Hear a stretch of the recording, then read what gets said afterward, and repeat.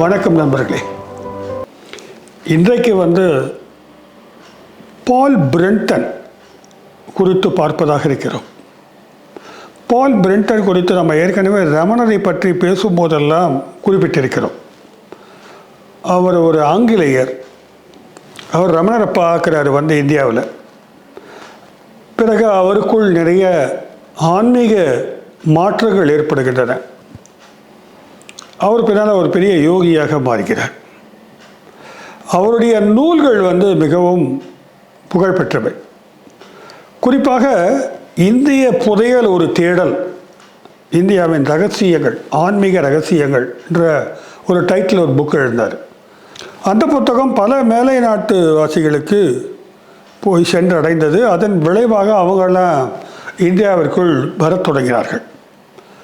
பால் பிரெண்டனுடைய அந்த நூல் இருக்கிறது பார்த்தீங்களா, த சீக்ரெட்ஸ் ஆஃப் இந்தியா, அது இந்திய புதையல் ஒரு தேடல் என்ற பெயரில் கண்ணதாசன் பதிப்பகம் மொழிபெயர்ப்பை வெளியிட்டிருக்கிறார்கள்.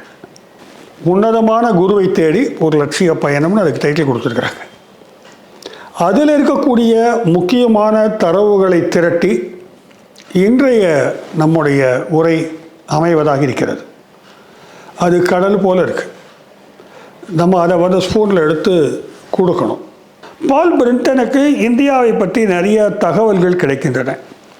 இந்தியாவை பற்றி கிடைக்குதுன்னா என்ன கிடைக்குதுனாக்க, நிறைய மாயாஜாலங்கள் நிறைந்த நாடு இது, மந்திரவாதிகள் இருக்கின்ற நாடு இது, பல விஷயங்களை இவங்க மாற்றி செய்து காட்டுவாங்க அப்படின்ற ஒரு கியூரியாசிட்டியை உருவாக்கக்கூடிய தகவல்லாம் அவரை சுற்றி கிடைக்கிது. அதை தவிர ஆன்மநேயம் கண்டுபிடிக்கக்கூடிய, ஆன்மாவின் தன்மையை உணர வைக்கக்கூடிய, வழிகாட்டக்கூடிய மாபெரும் ரிஷிகள் கொண்ட நாடு இது என்ற ஒரு தகவலும் அவருக்கு கிடைக்கின்றது. இந்தியாவை பற்றி பல்வகை தரவுகளை அறிந்து கொண்ட பால் பிரெண்டனுக்கு அதெல்லாம் உண்மையா என்று பார்க்கணும்னு ஆசை ஒரு பக்கம். இந்த மாயாஜாலங்களெல்லாம் உண்மையா, மந்திரங்களெல்லாம் உண்மையான்னு பார்க்கணுன்னு ஒரு ஆசை. மறுபுறம் அவருக்குள்ளாக ஒரு ஆன்மீக வேட்கையும் தேடலும் இருந்தது. அவர் அதுக்கு ஒரு தீர்வு கிடைக்குமா, நம்ம வாழ்க்கையினுடைய பொருள் என்ன, அர்த்தம் என்ன, இந்த உடல் எதற்காக இருக்கிறது, உயிர் எதற்காக இருக்கிறது போன்ற கேள்விகள் எல்லாம் தொடர்ந்து அவருக்குள்ளே இளம் வயதிலிருந்தே அவரை தொந்தரவு செஞ்ச கேள்விகளாக அது இருக்குது. அதனால் அவர் என்ன செய்கிறாரு, லண்டன்லேருந்து எப்படியாவது சின்ன வயசுலேருந்தே நண்பரோடு சேர்ந்து இந்தியாவுக்கு வரணுன்றதெல்லாம் பிளான் பண்ணுறாங்க. பிறகு ஒரு வழியாக பிளான் பண்ணி கப்பல் பயணத்தின் மூலமாக அவர் இந்தியாவுக்கு வராரு. ஆனால் என்ன பிரச்சனைனாக்க, அவரே சொல்கிறாரு, அவருக்கு மோஸ்ட்லி இந்த நாத்திக மனோபாவம் கொண்டவர். அவர் இதையெல்லாம் நம்பாத ஒரு மனோபாவம் கொண்டவர். இன்னொரு வகையில் சொல்லப்போனால் கொஞ்சம் அறிவியல் ரீதியான மனோபாவம் கொண்டவர். அதனால் ஏராளமான குருநாதர்கள் இருந்தாலும் தானே பயணப்பட்டு இந்த புஸ்தகத்தெல்லாம் படித்து மட்டும் நம்பாமல் தானே இந்தியாவுடைய குறுக்கு நெடுக்கில் பயணம் செய்து இருக்கக்கூடிய ஆன்மீக குருநாதர்களை எல்லாம் கண்டு, இவர் ஒரு பத்திரிகையாளரும் கூட, ஒரு பேட்டி எடுத்து அதையெல்லாம் தொகுத்து நூலாக கொண்டு வர வேண்டும் என்பதும் ஒரு காரணம். ரெண்டாவது, தன்னுடைய தேடலுக்கான பதில் கொடுக்கும் குருநாதர் யார் என்று கண்டறிய முடியுமா என்று பார்ப்பதும் அவருக்கு ஒரு ஆசையாக இருந்தது. அதன் வகையில் தான் இந்தியாவில் அவர் தேடலை மேற்கொள்ளணும்னு வரார். இந்தியாவில் தாந்திரிகம், மாந்திரிகம் அதெல்லாம் நிறைய இருக்கிறதுனால அது குறித்து அவருக்கு முதல்ல ஏராளமான ஆர்வம் இருக்குது. இதெல்லாமல் என்னென்னு பார்த்துடலான்னு வரார். அந்த வகையில் இவர் கிட்டத்தட்ட எல்லா கல்கத்தா போகிறாரு, மெட்ராஸ் வராரு, பாம்பேயில் இருக்கிறாரு, பூனாக்கு போகிறாரு. இப்படி பல்வேறு நகரப்புறங்களுக்கு சென்று அதை ஒட்டி இருக்கக்கூடிய கிராம பகுதிகளுக்கு சென்று குருநாதர்களை சந்தித்து அதன் மூலம் தான் பெற்ற அனுபவத்தை நூலாக அவர் எழுதியிருக்கிறார். அதில் ரொம்ப ஒரு புறம் இலக்கியமாகவும், மறுபுறம் இம்மாதிரியான ஆன்மீக சம்பந்தப்பட்ட நிகழ்வுகள் குறித்த பதிவுகளாகவும், மற்றொரு புறம் மகத்தான மகான்களுடைய பங்களிப்பு என்ன என்பதையும் நேரடியாக அனுபவத்திலிருந்து அவர் பதிவு செய்கிறார். அவர் பதிவு செய்யும்போது தன்னை ஒரு ஆன்மீகவாதியாக நினைத்து பதிவு செய்யவில்லை. அவர் ஒரு அகடமிஷியனாக, ஒரு ஜேர்னலிஸ்டாக, ஈவன் ஒரு அறிவியல் பார்வை கொண்ட மனிதராகத்தான் எல்லாவற்றையும் சந்தேக கண் கொண்டு பார்த்துத்தான் கேள்விக்கு உட்படுத்தி பதிவு செய்கிறார். அந்த நூலிலிருந்து தான் நம்ம வந்து இப்போ விஷயங்களை பார்க்க போகிறோம். அவர் பம்பாயில் வந்து இறங்குறாரு. பாம்பேயில் வந்து ஒரு பெரிய லாட்ஜில் முதல்ல தங்குறாரு. லண்டன்லேருந்து வரும்போது அப்போ அது ஆங்கிலேயர் ஆட்சி தான். 1930களில் அது வந்து இறங்குறாரு. ஆங்கிலேயர் ஆட்சி தான். அவருக்கு நிறைய ரெக்கமெண்டேஷன் கடிதம் இருக்கிறது. அவங்க வெள்ளைக்காரங்க ஆட்சியில் இருக்கிறதால அவருக்கு சலுகைகளும் ஏராளமாக இருக்கக்கூடிய வாய்ப்பு இருந்தது. அவர் இருந்தாலும் பணம் கொண்டு வர்றாரு. அந்த பணத்தை கொண்டு வந்து இறங்குறாரு. அவருடைய பிளான் நினைக்கிறேன் ஒரு 3 ஆண்டுகள் சுற்றி பார்க்க வேண்டும் என்ற அளவில் வர்றாரு. ஏதோ 1 நாள் 2 நாள் பேட்டி எடுக்கிற வேலை இல்லை. ஒரு 3 வருஷம் இருந்துருவோம், அங்கே இருந்து என்னதான் பார்த்துருவோன்னு வரார். அவர் தன்னுடைய அந்த பயணம் குறித்த பதிவுகளை சொல்லுகிறார், பார்ப்போம். மிக நெருக்கடியான அந்த பாம்பே வீதிகளை அவர் பார்க்குறார். என்ன எங்கே தொடங்குறதுன்றது இவருக்கு ஒரே தயக்கமாக இருக்குது. இதுக்கு முன்னாலே இவர் லண்டனில் இருக்கும்போது ஒரு இந்தியரை அறிவுஜீவியை சந்தித்து பல்வேறு விஷயங்களை அவரோட பழகி உரையாடல் செய்து ஒரு பேக்ரவுண்டை கிரியேட் பண்ணியிருக்கிறார். இப்பொழுது இவருக்கு இன்னும் ஒரு தகவல் கிடைக்கிது. இதே ஹோட்டலில் முகமது பே அப்படின்னு ஒருத்தர் இருக்கார், முகமது பே. அவர் வந்து வெளிநாட்டை சேர்ந்தவர். அவர் சில மந்திரங்களையெல்லாம் செய்கிறாரு. அவர் ரொம்ப பார்க்கறதுக்கு ஒரு ஒரு ஒரு நல்ல உயர்ந்த நிலை மந்திரவாதி போல தோற்றமளிக்கக்கூடியவராக, நம்ம மேஜிக் நிபுணர்கள் மாதிரி அவர். அவருக்கு நிறைய பேர் வந்து ஈர்ப்பாக இருக்கிறார்கள். அவர்கிட்ட வராங்க போகிறாங்கன்னு ஒன்று அவரை வந்து இவர் வந்து சந்திக்கிறாரு. அங்கே பக்கத்துலேயே தான் அதே பில்டிங்கில் தான் தங்கியிருக்கிறார். அவர்கிட்ட இவர் வந்து உங்களோட இன்டர்வியூ பண்ணோம், டிஸ்கஸ் பண்ணோன்னு கூப்பிட்டோன்னா சரின்றார். அவர் வந்து சில விஷயங்களை இவருக்கு வந்து தெரிவிக்கிறார். எனக்கு வந்து நிறைய அனுபவங்கள் இருக்குது. நான் கைரோலேருந்து வந்தேன். அங்கே எனக்கு வழிகாட்டுதல் கிடச்சிது. எனக்கு வந்து இந்த மாதிரி கொஞ்சம் என்ன சொல்கிறது, அமானுஷ்யமான சக்திகளோடலாம் தொடர்பு இருக்குது. அதெல்லாம் வந்து எனக்கு உதவக்கூடுங்கிறார். இவர் அதை ப்ராக்டிக்கலாக பண்ணி பார்க்கலாமான்னு கேட்குறாரு. அதுக்கு என்ன வாங்கன்றார். வந்துட்டு இவர் ரூமில் உட்கார வச்சுட்டு இவர் கையில் ஒரு பேனா கொடுத்துட்டு, நீங்கள் வந்து ஒரு கேள்வி எழுதுங்க, ஏதாவது கேள்வி எழுதுங்க, அதுக்கான நான் பதில் நான் வந்து கேள்வியை பார்க்காமலேயே சொல்ல முடியுன்றாரு. இவர் உடனே அதை டெஸ்ட் பண்ணி பார்க்க, 2 வருஷத்துக்கு முன்னால் நான் வந்து என்ன பத்திரிகை நடத்தினேன் அல்லது என்ன செய்துக்கிட்டு இருந்தேன் அப்படின்னு ஒரு கேள்வியை வந்து பென்சிலில் எழுதுகிறாரு. அப்போ அவர் சொல்கிறார், பென்சிலையும் பேப்பரையும் மடித்து கையில் வச்சுக்கிட்டாரு. ஒரு 1 or 2 minutes கழித்து இப்போ திறந்து பாருங்கன்றாரு. அவர் நடத்தின பத்திரிகையுடைய பெயர் வந்து அதில் எழுதப்பட்டிருக்கிறார். இவருக்கு ஆச்சரியமாக போயிடுச்சு, பென்சில் பேனா நம்ம வச்சுருக்கிறோன்னு.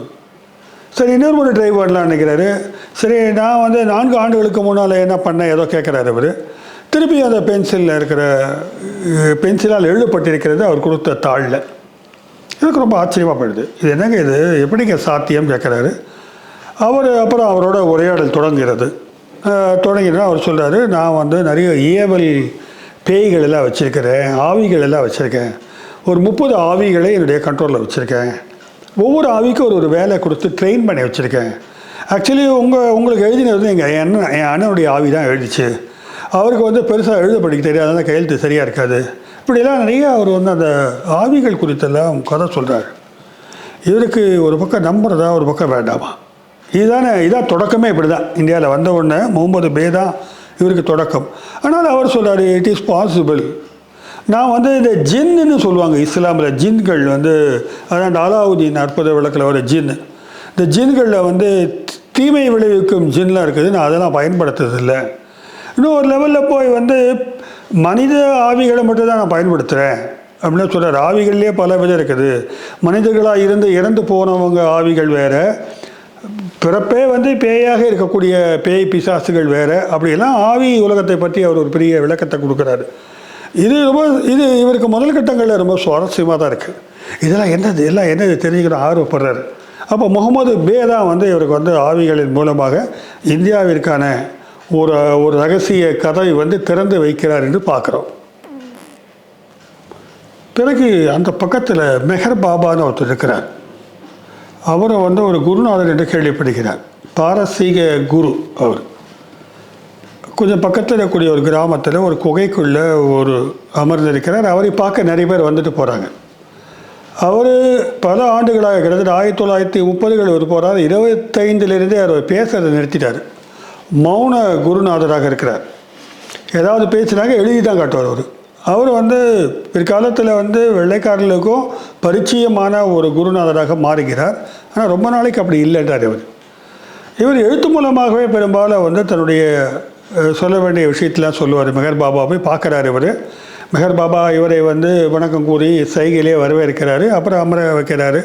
அவரோட பல உரையாடல்களை மேற்கொள்கிறார். அந்த மெஹர் பாபா கதை என்னன்னாக்கா, அவங்களுக்கு ஏற்கனவே வந்து அசரத் பாபா ஜான் ஒரு லேடி, ஒரு முஸ்லீம் மிஸ்டிக், அவங்க இவரை வந்து ஒரு தருணத்தில் எதிர்கொண்டு அவருக்கு இந்த ஆசைகள் வழங்கியதாக சொல்லப்படுகிறது. அதன் மூலமாக ஒரு மிஸ்டிக்கல் எக்ஸ்பீரியன்ஸ்குள்ளே போனவர் தான் மெஹர் பாபா. நீங்கள் என்ன செய்ய போகிறீங்க கேட்குறாரு. இவர் வந்து இவருடைய வரலாறு எடுத்து பார்க்கும்போது இவர் பல குஷ்டரோகிகளை வந்து குணப்படுத்தி இருக்கிறார். பல நோயாளிகளுக்கு வந்து குணமளிக்கும் வேலையை செஞ்சுருக்கிறாரு. ஜீசஸ் கிரைஸ்ட் பண்ணார் இல்லைங்களா, அந்த மாதிரி பல வேலைகளை இவர் பண்ணதாக அவங்க சொல்கிறாங்க. அவர் சொல்கிற இந்த உலகத்தை ஊக்குவிப்பதற்காக புத்தர் வந்தார், இயேசு வந்தார், இம்மாதிரி பல குருநாதர்கள் வந்திருக்கிறாங்க. இப்போ நானும் அந்த வரிசையில் தான் இருக்கிறேன் அப்படின்னாரு. ஆக தன்னை வந்து ஒரு சத்குரு பாபா என்றே கூட அழைத்து கொண்டதாக அவர் சொல்கிறார்.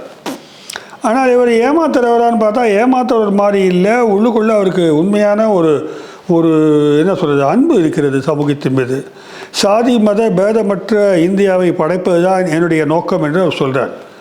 அப்போ ஒரு ஆன்மீக குருக்களுடைய வேலைகள் என்னன்னாக்கா, மறைமுகமாக தான் வேலை செய்வோம், நிறைய பேரோடு நாங்கள் ரீச் பண்ணுவோம், மனங்களை மாற்றுவோம், அப்படியெல்லாம் அவர் அந்த விளக்கங்களெல்லாம் கொடுத்துட்டு அவர் உட்கார்ந்துருக்கிறாரு. நிறைய மேஜிக்கெலாம் அவர் பண்ணதாக சொல்லப்படுகிறது. இவரை கேட்டபோது எப்படி சாத்தியப்படுகிறதுன்னு கேட்டாக்கா, நான் வந்து இறை அருள் பெற்றவன், நான் என்ன வேணாலும் நான் செய்ய முடியும் அப்படின்னு அவர் சொல்கிறார். அந்த அளவில் தான் வந்து இவர் சந்திக்கிறார். நிறையா அவரோட உரையாடல்கள்லாம் எழுதுகிறாரு. நம்ம அடுத்தடுத்து உரையாடல்களில் போக வேண்டியிருக்கிறதால சுருக்கமாக அந்த மெஹர் பாபா சந்திப்பை நிறைவு செய்து கொள்வோம். அடுத்து அங்கிருந்து கிளம்பி இவர் சென்னைக்கு வரார்.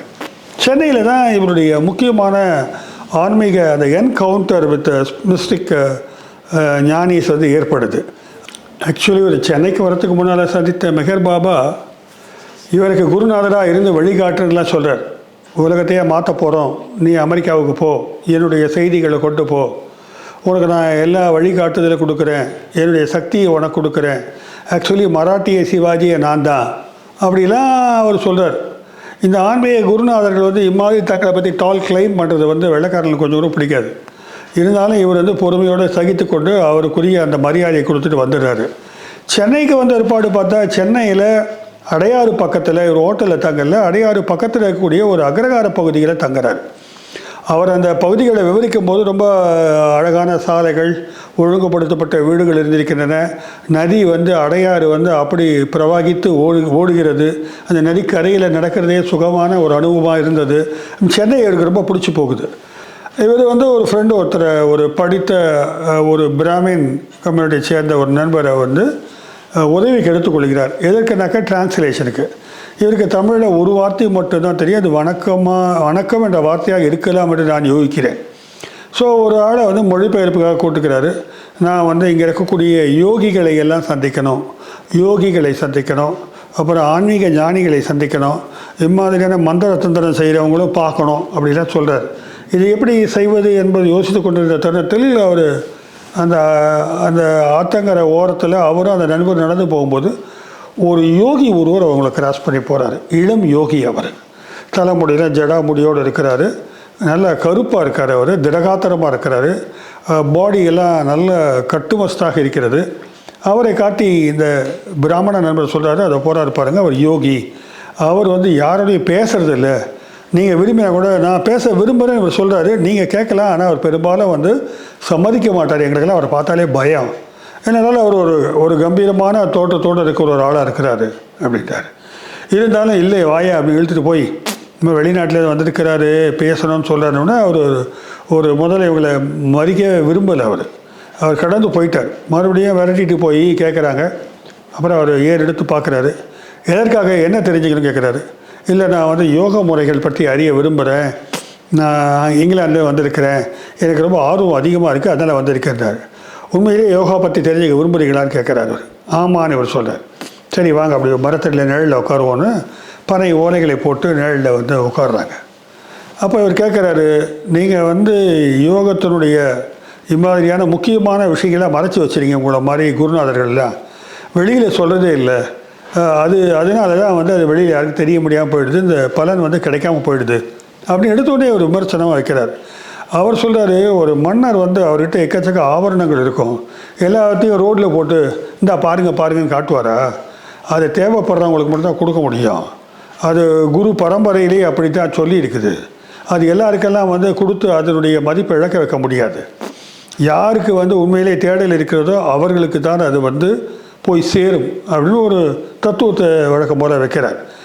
அவரோட பேசும்பொழுது சில விஷயங்கள் இவருக்கு வந்து புலப்படுகிறது. அவர் வந்து என்ன சொல்கிறாரு, நீங்கள் யாருன்னு கேட்குறாரு. நான் வந்து இந்த பூமியை சேர்ந்தவன், இந்த ஊரை சேர்ந்தவன் நான் அப்படின்ட்டு அவர் சொல்கிறாரு. நாங்கள் வந்து திராவிடர்கள் நாங்கள்லாம் அப்படின்னு அவர் விளக்கம் கொடுக்குறாரு. கைபர் கணவாய் வழியாக வந்த ஆரியர்கள் வந்து வடநாட்டில் இருந்த திராவிடர்கள் எல்லாம் விரட்டி விட்டாங்க. நாங்கள் அப்புறம் இங்கே தான் இருக்கோம். இப்போதைக்கு நாங்கள் வந்து தனித்தன்மை வாய்ந்தவர்கள் என்றாலும் கூட ஆரியர்களுடைய இந்த மதம் சார்ந்த விஷயங்களெல்லாம் நாங்கள் ஆட்கள் நிறைய பழக்கத்தில் கொண்டு வந்துட்டாங்க. ஆனால் வந்து நாங்கள் எங்கள் மொழி தமிழ் மொழித்தான் நாங்கள் பேசிக்கொண்டிருக்கிறோம். தமிழர்களால் உருவாக்கப்பட்டது தான் இந்த ஓகம் என்று சொல்லக்கூடிய யோகமும் கூட அப்படின்னு ஒரு பொலிட்டிக்கல் டைமென்ஷனில் அவருக்கு பதில் கொடுக்குறாரு. 1930s ஒரு ஆள் சொல்லியிருக்கிறான். அவருடைய பெயரை பார்த்தால் அவர் வந்து வழக்கு, ஆனால் இப்படி சொன்னாரே தவிர அவர் பேர் வந்து பிரம்ம சுகானந்தா அப்படின்றாரு. இவர் இன்னும் கூடுதலாக 2-3 அட்ஜெக்டிவ்ஸை சேர்த்துக்கிறாரு. இவர் யோசிச்சு பார்த்தாரு, ஓகே உங்களை பிரம்மானே கூப்பிடுறேன் அப்படின்றாரு. சரி, அவரை வந்து மகிழ்ச்சியோடு சமாளிக்கிறார். அவரோடு இவர் உரையாடலை மேற்கொள்ளுகிறார். இது நமக்கு இப்பொழுது தெரிந்த விஷயங்கள் தான், ஆனால் 30களிலேயே அது வந்து பரப்பப்பட்டிருக்கிறது. அவர் வந்து தான் குருநாதர்கிட்ட எப்படி குருநாதர்களை என்கவுண்டர் பண்ணேன், குருநாதர்கிட்ட போய் எப்படி கெஞ்சி கூத்தாடி இந்த ரகசிய முறைகளை எல்லாம் கற்றுக்கொண்டேன், அதெல்லாம் அவர் விளக்குறார். ரொம்ப சுவாரஸ்யமான தரவுகள் தான் அங்கே இருக்குது அந்த புத்தகத்தில். சொல்லும் பொழுது குறிப்பாக இதில் நம்ம பார்க்க வேண்டிய விஷயம் என்னங்க, அது திருமூலருடைய தத்துவ விஷயங்களாகத்தான் தட்டுப்படுகிறது. கிட்டத்தட்ட இந்த சுவாசம் என்பதுதான் அடிப்படையான விஷயம் யோகத்தில் என்றார் இவர். யோக பயிற்சி என்பது சுவாசத்தை நாம் வந்து கவனிப்பது என்பது முக்கியமான பகுதியாக உள்ளடக்கியது அப்படின்றார். ஏன்னா யோகத்தில் பலவிதமான யோகங்கள் நம்ம பார்த்துட்ருக்கோம். அதை பற்றி விளக்கும்போது சொல்கிறாரு, கிட்டத்தட்ட 21,600 முறை சுவாசம் நடக்கிறது. இது அவர் குறிப்பிட்டிருக்காரு. இதில் வந்து சீரற்ற சுவாசம், சீரான சுவாசம்னு இருக்குது. இந்த சுவாசத்தை வந்து சீராக வெளியிடுவது என்பது தான் வந்து யோக பயிற்சியாளர்கள், யோக பயிற்சியில் உள்ளவர்கள் வந்து செய்யக்கூடியது. இன்னொன்று வந்து இஷ்டத்துக்கு வந்து சீரற்ற சுவாசமாக இருப்பது. சுவாசம் சீரற்றதாக இருந்தால் ஆயுள் குறைந்து விடும்ட்டார் யார்? பிரம்மா வந்து இப்போ யோகாவினுடைய நுணுக்கங்களை எல்லாம் விட்டு வந்து பேச தொடங்குகிறார். பக்கத்தில் இருக்கக்கூடிய அந்த நண்பர் வந்து டிரான்ஸ்லேஷனில் சொல்கிறார் இவருக்கு. ஆக இந்த ஒரு நல்ல யோகி என்ன செய்வார் என்றால் மூச்சை சேமிப்பார். இஷ்டத்துக்கு மூச்சை வந்து வேஸ்ட் பண்ண மாட்டார். ஒவ்வொரு சுவாசமும் உயிரின் அடிப்படை ஆற்றல்களை கொண்டிருக்கும். உயிருடைய ஆற்றல்களை சேமித்து வைப்பது தான் சுவாசம். அந்த சுவாசத்தை நம்ம வந்து பாதுகாக்கணும். அதை வந்து யோகிகள் முதல் கட்டமாக அதைத்தான் வைக்கிறாங்க. அப்போது உடல் நலத்தை வந்து சீராக்கணும்னாலும் சுவாச பயிற்சி வேணும், மூச்சு பயிற்சி. நீண்ட ஆயுளை பெறுவதற்கும் மூச்சு பயிற்சி உதவுகிறது. ஆக அடிப்படை வந்து மூச்சு தான் என்பதை வந்து முதல் கட்டமாக பிரம்மா வந்து இவருக்கு புரிய வைக்கிறார். இது மேலை நாடுகளில் படித்துட்டு வந்தவருக்கு வந்து பல அறிவியல் தரவு இருந்தாலும் இது எப்படி இருக்க முடியும் அப்படின்னு ஒரு சந்தேகம் மட்டும் இவருக்கு இருக்குது. அப்போது இவர் சொல்கிறாரு, இந்த சுவாச சக்தி, மூச்சு சக்தியினுடைய திறவுகோள்கள் வந்து இருக்குது. இந்த சக்தி இருக்குது அதில். இந்த மூச்சு பயிற்சி மூலமாக நீங்கள் வந்து ஜீவசக்தியை தொட முடியும். அதுதான் உயிர். இதை துறப்பது, தொடர்வது அல்லது தொடுவது என்பதெல்லாம் மகான்கள், நல்ல யோக குருமார்களிடம் இருக்கிறது அப்படின்னா. நான் கூட சொல்லுவேன், இந்த யோகத்தில் பயிற்சி தருகின்ற குருமார்கள் ஏதோ ஒரு மந்திர சாவியை வந்து கையில் பிடிச்சிடுறாங்க. ஒரு ஓப்பனிங் அவங்களுக்கு கொடுக்க முடியுது. அந்த சாவியை காட்டி ஒரு மாடியூலாக வடிவமைத்து யோகத்தை நிறைய பேரை வந்து ஈர்க்கிறாங்க. அந்த சாவியை போடும்போது சில மன அனுபவங்களுக்கு உள்ளாகும் நம்ம யோக பயிற்சியாளர்கள். அவர் பின்னால் ஒரு சத்குருவாக அங்கீகரித்து பின்னால் போக தொடங்கிடுறாங்க. அந்த மாதிரி தான் என்ன சொல்கிறாரு, இது வந்து இரத்த ஓட்டத்திற்கும் சுவாசத்திற்கும் நடுவில் வந்து நெருக்கமான தொடர்பு இருக்கிறது அப்படின்றார். ஸோ ஒரு அறிவியல் மொழியில் பேசுகின்ற ஒரு ஆன்மீகமாக இது இருப்பது வந்து இன்றைய வரைக்கும் வந்து கொஞ்சம் ஏற்புடைமை இன்மையை வந்து உண்டாக்குதுன்றதை நம்ம பார்க்குறோம். அப்போ சுவாச சக்தியினுடைய திறவுகோல்னால் என்ன, அது என்னத்தை பண்ணுறது கேட்டால் மனதினுடைய எண்ணங்களும் சுவாசத்துடன் சேர்ந்தவை. இரத்த ஓட்டம் மட்டுமல்ல, எண்ணங்களும் கூட இந்த மூச்சோட சம்பந்தப்பட்டதாக இருக்கிறது. பதட்டமாயிடுச்சுன்னா மூச்சு வாங்கிறது அப்படின்னு நம்ம பார்க்குறோம். அப்போது ஒன்றோட ஒன்று இது கனெக்ட் ஆகிருக்குது. இசைலயம் போன்ற ஒரு சீரான ஒரு ஒரு ஒரு பயிற்சியாக இதை சொல்கிறாங்க. அந்த சீரான சுவாசம் வந்து ஒரு மியூசிக்கலாக வரணுன்றாங்க. அப்படியே மெல்லிய, என்னுடைய டீச்சர் சொல்லுவார், அந்த மூச்சு வந்து நீங்கள் வந்து ஊதுவத்தி புகை போல் மெல்லியதாக விடுகிறீர்கள், அதை கவனித்து கொண்டிருங்கள்வாங்க. பெரும்பாலும் யோக நித்திரையில் கூட பயிற்சி எடுக்கும் பொழுது அந்த யோக பயிற்சிக்கு பின்னால் அந்த சவாசனத்தில் அமர்ந்து அல்லது படுத்து நம்ம அதை கவனிக்கும் பொழுது கிடைக்கின்ற அந்த மூச்சினுடைய அந்த ட்ராவல் தான். இதை வந்து பல்வேறு குருநாதர்கள் வந்து மூச்சு ட்ராவலை பற்றி சொல்லியிருப்பாங்க. அதைத்தான் வந்து இவர் அப்போயே சொல்கிறார், இசைலயம் போன்ற அந்த சுவாசம் அதை வந்து நம்ம வந்து கண்ட்ரோல் பண்ணுறாரு. ஜீவசக்தி என்ன சொல்கிறார் அவர். கண்ணுக்கு புலப்படாத ஜீவசக்தி உள்ளுக்குள்ளே இருக்குது. அதை தட்டி எழுப்புகிற வேலையைத்தான் சீரான சுவாச பயிற்சி மூலமாக செய்ய முடியும். இந்த ஜீவசக்தியும் மூச்சு வந்து ஒன்றோட ஒன்று கனெக்ட் ஆனது. அதன் மீதான ஒரு கண்ட்ரோல் இருக்கணும். ஜீவசக்தி மீதான ஒரு கண்ட்ரோல் இருக்கணும். அது ஓடி போயிடாமல். சக்தி இழந்து விட்டாலோ வெளியேறி விட்டால் என்றால் அது ஆவியாக மாறுகிறது. ஜீவசக்தி என்பது அது இறந்து விட்டது என்றால் நம்ம மரணத்தை எதிர்கொள்கிறோம். அப்போது அதை போற்றி பாதுகாத்து அதை கண்ட்ரோலில் வைக்கிற ஒரு டெக்னிக் இருக்கின்றார். வேறு ஒன்றும் இல்லை, உயிர் வளர்க்கும், உயிர் பாதுகாக்கும் ஒரு யுக்தியானது மூச்சு பயிற்சியில் இருக்கிறது. இதை வந்து யோகத்தின் மூலமாக நாங்கள் கற்பிக்கின்றோம் அப்படின்னு சொல்கிறார். இந்த ஜீவசக்தியே கட்டுப்பாட்டுக்குள்ளே கொண்டு வர முடியும்னா இதை வந்து ஒரு பிரிட்டிஷ்காரரால் ஏற்புடைமை கொள்ள முடியாது. என்னங்க நீங்கள் கதையெல்லாம் விடுறீங்கன்ட்டார் அவர். இல்லை, நாங்கள் அதற்காக தான் ஆசனங்கள் எல்லாம் உருவாக்கி இருக்கிறோம், சிட்டிங் போஸ்டர்ஸ்லாம். நீங்கள் இப்போ வந்து கால் மேலே கால் போட்டு சம்மணம் போட்டு உட்காருங்கன்றார். இவரால் முடியல. எங்களது அடிப்படையே வந்து ஒரு சம்மணம் போட்டு உட்கார்றது தான். அந்த பத்மாசனம் என்பது கூட தெரியும் நமக்கு. எவ்வளோ நேரம் வந்து உங்களால் உட்காந்துருக்க முடியும். இந்த காலகட்டத்தில் நம்மளால் தரையில் உட்காந்து சாப்பிடக்கூட முடியல. ஆனால் அடிப்படையான விஷயம் வந்து சுவாச பயிற்சிக்கு முன்னால் வந்து ஆசனங்கள் தான். இதெல்லாம் நமக்கு தெரிஞ்ச விஷயந்தான். ஆனால் வெள்ளைக்காரருக்கு ஃபஸ்ட்டு வந்து புதுசாக இருக்குது. இப்படியாக உரையாடல் எடுத்துகிட்டு வந்து எங்கள் வீட்டுக்கு வாங்க, மற்றதை பேசுவோம்.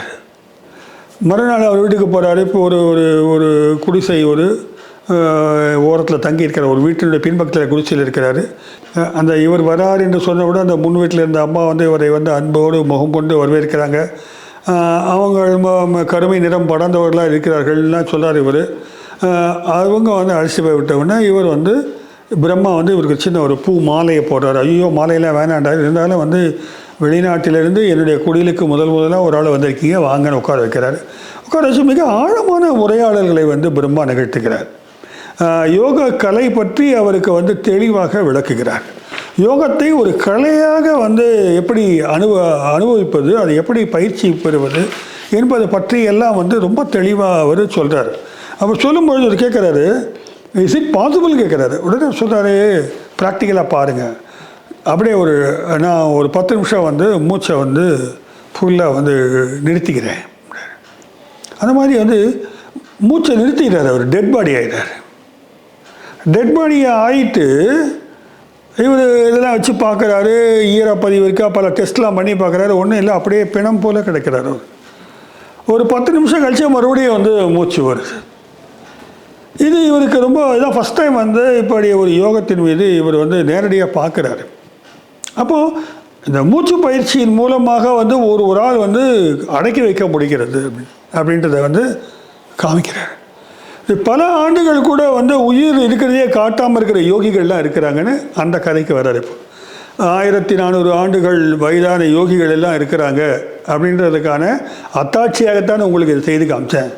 என்னால் பல மணி நேரம் வந்து இப்படி மூச்சு இல்லாமலே இருக்க முடியும், மூச்சை வந்து ஒரு கண்ட்ரோலில் வச்சுக்கிற முடியும் அப்படின்னு சொல்கிறார். உயிரை வந்து விட்டு விட முடியாது. இப்போ உயிர் மனிதனுடைய கண்ட்ரோலில் இருக்குதுன்றதை வந்து அவர் விளக்கிறார். தொடர்ந்து இவர் பிரம்மாவோடு உரையாடல்களை மேற்கொள்ள தொடங்கினார். நல்ல நண்பர் ஆயிட்டாங்க. அவருடைய குடிலுக்கு இவர் போவார். குடில்னா குடிசை. பிரம்மா என்ன பண்ணார், இவருடைய வீட்டுக்கு வருவார். இவர் வீட்டுக்கு வந்து அமர்ந்திருந்து சில சமயங்களில் உணவு உட்கொள்வதும் நிகழ்ந்தது. நல்ல ஃப்ரெண்ட்ஷிப் ஆயிடுச்சு. அதனால் நிறைய விஷயங்கள் ஒரு சந்தேகத்தோடு கேட்க தொடங்கினார். அப்படி கேட்கும் பொழுது இந்த ஜீவசக்தின்ற விஷயத்தில் தான் வந்து எனக்கு ரொம்ப சந்தேகமாக இருக்குது. அதற்கு பிரம்மா சொல்கிறாரு, மூளையில் வந்து ஒரு துவாரம் இருக்கிறது, அதில் தான் ஜீவசக்தி இருக்கிறது, அதை பாதுகாக்கிறதுக்கு வந்து நிறைய பயிற்சிகள் இருக்குது. குறிப்பாக 3 பிரின்சிபல்ஸ், அதுக்கான கோட்பாடுகள் என்னன்னு கேட்டிங்கனாக்க, ஒன்று மூலிகைகளை பற்றி நம்ம வந்து தெரிஞ்சுக்கணுன்றார். அதாவது மூலிகை வைத்தியம் வந்து ரொம்ப அவசியம். மூலிகைகளை பற்றி அறிந்த சித்தர்களை சொல்வாராக இருக்கலாம். அவர்களிடம் வந்து குருநாதர்களாக ஏற்று நிறைய மூலிகைகளை எப்படி நாம் வந்து உண்ணுவது அது கையாளுவது என்பது தெரிந்து கொள்ள வேண்டும். அதான் உடலை வந்து சீராக வைக்கிறதுக்கான ஒரு முக்கியமான வழிபாடு. 2வது சுவாச பயிற்சி, முறையான சுவாச பயிற்சி, சும்மா நம்ம மூச்சு இழுத்து பண்ணுறதுலாம் இல்லை. 3வது வந்து கட்டுப்பாடு, பலவிதமான கட்டுப்பாடுகளை அவங்க சொல்கிறாங்க. இது அத்தனையும் வழிகாட்டக்கூடிய ஒரு சிறப்பான ஒரு ஞான குரு தேவை. ஆசான் இல்லாமல் இதை சாதிக்க முடியாது. எனக்கு வந்து எங்கள் ஆசான் தான் வந்து வழிகாட்டினார். உங்கள் ஆசான் வந்து இப்போ எங்கே இருக்கிறாரு கேட்டால், அவர் ஏதோ இமயமலை பகுதியில் எங்கேயோ இருக்கிறாரு. அவருக்கு என்ன வயசு இருக்குதுன்னு கேட்டால் 400 வயசு இருக்குன்னு இவர் சொல்கிறார். இவர் நம்பர் தான் வேண்டாமான்னு தெரியல இவருக்கு. இருந்தாலும் தகவல்களை வாங்கிக்கிறார். இவர் நம்பவில்லை என்பதையும் கூட மறைமுகமாக தெரிவித்து தான் வருகிறார். அதுதான் பார்க்கணும். ஆசான் என்பது வந்து அவ்வளோ ஈஸியாக கிடைக்கிற விஷயமும் இல்லை அப்படின்ட்டார். இன்னொரு முறை பேசும்பொழுது பிரம்மா சொல்கிறார், ஆசானோடு நான் உரையாடல் நிகழ்த்தினேன். அவருடைய ஆசானோட இது எப்படிங்க சாத்தியம்னு கேட்குறாரு. இல்லை, உடல் தான் எங்கெங்கேயோ இருக்கிறது, கான்ஷியஸ்னஸ் லெவலில் நாங்கள் வந்து ஜாயின் ஆவோம். அவர் ஆஸ்ட்ரல் ட்ராவல்லாம் சொல்கிறாங்க இல்லைங்களா, அவர்கிட்ட உங்களை பற்றி தான் நான் பேசுகிறேன், இந்த மாதிரி வந்திருக்கிறாருன்னு. அவர் சொன்னார், அவர் இந்தியாவை விட்டு போவதற்குள் அவருக்கு வழிகாட்டக்கூடிய ஒரு ஞான குருவை அவர் கண்டிப்பாக சந்திப்பார் அப்படின்னு சொன்னாருங்க. நான் இது வந்து பிரெண்டனுக்கு முதல்ல ஒரு கொஞ்சம் ஒரு ஒரு நம்பிக்கை இன்மையை கொடுத்தாலும் கூட அது ஒரு ஆறுதலாக கண்டிப்பாக அவருக்கு இருந்திருக்கும். அவ்வளோ செலவு பண்ணிட்டு வந்துட்டோம்னு. சரி, ஒரு தருணத்தில் வந்து பிரியக்கூடிய ஒரு தருணம் வருகிறது, நான் வந்து கிளம்புறேன் அப்படின்ட்டாரு பிரெண்டன். அப்போ இவர் ஒரு வரைபடம் வரைஞ்சி கொடுக்குறார், ஓவியம் மாதிரி அடிக்கடி நிறைய எழுதி வைக்கிறார். இவர் யார், பிரம்மா பேப்பரில் நிறைய எழுதி வைக்கிறாரு. ஏனென்றால் அதை வந்து சிஷ்ய கோடிகள் மாதிரி பின்னால் வருவாங்க வாசித்து தெரிந்து கொள்வதற்காக நிறைய யோக சூக்ஷ்மங்களை அவர் குறித்து வைக்கிறார். இவர் குறித்தும் எழுதி வச்சிருக்கிறார். வந்தார் போனார் எல்லாம் எழுதியிருக்காரு. அப்போ ஒரு வரைபடம் மாதிரி ஒரு படத்தை எடுத்து கேட்டு கொடுக்குறாரு. அது வந்து 4 பக்கம் டிசைன் பண்ணி நடுவில் ஒரு ஸ்கொயர் மட்டும் காலியாக இருக்குது. அது ஏதோ மந்திர சொற்கள் மாதிரிலாம் எழுதி படம் போட்டிருக்கு. இது கால் யுங் வந்து இதை வந்து சக்கராஸ்ன்னு சொல்லுவார். அவர் இந்த மாதிரி படங்கள்லாம் வரைஞ்சிருப்பார். அதை கொடுத்துட்டு விட சொல்கிறார், இந்த சென்டர் பேஜில் வந்து நீங்கள் என்னை ஃபோட்டோ எடுக்கிறார் இவர், என்னுடைய ஃபோட்டோவை ஒட்டிக்குங்க. உங்கள் ஊருக்கு போனப்பாடு என்னோட பேசணும்னு ஆசைப்பட்டீங்கனாக்க நீங்கள் வந்து இதை முன்னால் வச்சுட்டு என்னை அழைச்சிங்கனாக்க நான் வந்து உங்களோட உரையாடல் செய்வேன் அப்படின்றார். இன்றைக்கி வந்து இதெல்லாம் வந்து வாட்ஸ்அப்பில் நம்ம வந்து பார்த்து பேசுகிற மாதிரி அவர் வந்து ஒரு பேப்பர்லேயே வரைஞ்சி ஒரு வாட்ஸ்அப் கிரியேட் பண்ணி கையில் கொடுத்தார். ஒரு வீடியோ மெசஞ்சர் நீங்கள் பார்த்துக்குங்க. இல்லை, இது பின்னால் சாத்தியமானதா இல்லையா என்று ஒரு நூலில் நான் வந்து படிக்கலை, ஆயிருக்கக்கூடும், தெரியல எனக்கு. எப்படி ஒரு யோகி வந்து கான்ஃபிடண்ட்டாக எழுதி கொடுத்துருக்கிறார். இந்த அளவில் பிரம்மாவுடனான அவருடைய உரையாடல் முற்றுப்பெறுகிறது. பின்னால் பிரம்மா வந்து இவரோட சில இடங்களுக்கு கூட வரார். சில ஞானிகளை சந்திக்கும் போது உடனிருந்து இவருக்கு ஹெல்ப் பண்ணுறார். இவர் தங்கியிருந்த இடத்துக்கு பக்கத்தில் ஒரு 1 கிலோமீட்டர் தூரத்தில் ஒரு மௌன சாமியார் இருப்பதாக கேட்டறிந்தார். அவரை போய் பார்க்கலான்ற முடிவு பண்ணி போகிறார். கூட ஒரு நண்பர் அழைச்சிட்டு தான் போகிறார். அவரை பார்க்க முடியாத அளவுக்கு அவர் ஒரு ஒரு இடத்துல வேலி போட்டு கேட்டை மூடி வீட்டுக்குள்ளே மூடி அவர் ஒரு ஒரு காவல்காரர் வேறு இருக்கிறார். உள்ளுக்குள்ளே இருக்கிறார் அவர். அந்த காவல்காரர் யாரையும் அனுமதிக்க முடியாதுங்க. அவர் நிஷ்டையில் இருப்பார், தியானத்தில் இருப்பார். இந்த மாதிரி தொந்தரவு பண்ணுறாங்கன்றது தான் அவர் உள்ளே கதவை பூட்டிகிட்டு இருக்கார் அப்படின்னு சொல்கிறார். நண்பர் சொல்கிறார், இவர் வெள்ளைக்காரர் வந்திருக்காரு அதிகாரி அப்படிலாம் சொல்லி பார்க்குறாரு. அதெல்லாம் ஒன்றும் படியில் பணம் கொடுத்து பார்க்குறாங்க. கடைசியில் ஒரு வழியாக அந்த வேலைக்காரனை சம்மதிக்க வச்சு அந்த வீட்டுக்குள்ளே போகிறாங்க. போனால் அந்த சுவாமிஜி நிஷ்டையில் உட்காந்துருக்கிறார். இவர் உட்காந்துருக்காரு. அவர் டிஸ்டர்ப் பண்ண விரும்பலை. இவங்க 2 பேரும் அமர்ந்து பக்கத்தில் அமர்ந்து அவரை பார்த்துக்கிட்டே இருக்கிறாங்க. கிட்டத்தட்ட ஒரு 2 மணி நேரம் ஆச்சு. அவர் தன்னுடைய தியானத்துலேருந்து கலையவே இல்லை. இவர் சில ஃபோட்டோக்களை மட்டும் அவர் எடுத்துக்கிட்டு வந்துடுறாரு. அவர் மறுநாள் மீண்டும் போகிறார். நல்ல காலம் இவங்களுடைய அதிர்ஷ்டம் அவர் கண்ணை திறந்து பார்க்குறாரு. நேற்று வந்தவங்க நீங்கள் தானே கேட்டார். இவர் அமைதியாக பார்த்தாரு. நேற்று என்னுடைய அனுமதி இல்லாமல் என்னை ஃபோட்டோ எடுத்து வந்தீங்க தானே அப்படின்னு கேட்டார். இவர் குற்றமுள்ள நெஞ்சு குறுத்து ஆமாங்க சாரி இருக்கார், பரவாயில்ல இனிமேல் அப்படி செய்யாதீங்கன்னு சொல்லிட்டு, என்ன விஷயமா வந்தீங்கன்னா இவர் இந்த மாதிரி நான் இங்கிலாந்துலேருந்து வரேன், நிறைய யோகத்தை பற்றிலாம் கேள்விப்பட்டேன், யோகிகளை பற்றிலாம் கேள்விப்பட்டேன், நான் யோகத்தை பற்றி அறிந்து கொள்ள வந்திருக்கிறேன். அவர் ரொம்ப ஒரு திமிராக பார்த்து அவர் ரொம்ப நக்கில் பார்த்து சிரிச்சிட்டு, எதுக்கெல்லாம் தெரிஞ்சுக்க போகிறீங்க, உங்களுக்கு என்ன பலன், எதுக்காக வந்திருக்கீங்கன்றார். பொதுவாக 2 விஷயம் இல்லை சொல்கிறாரு.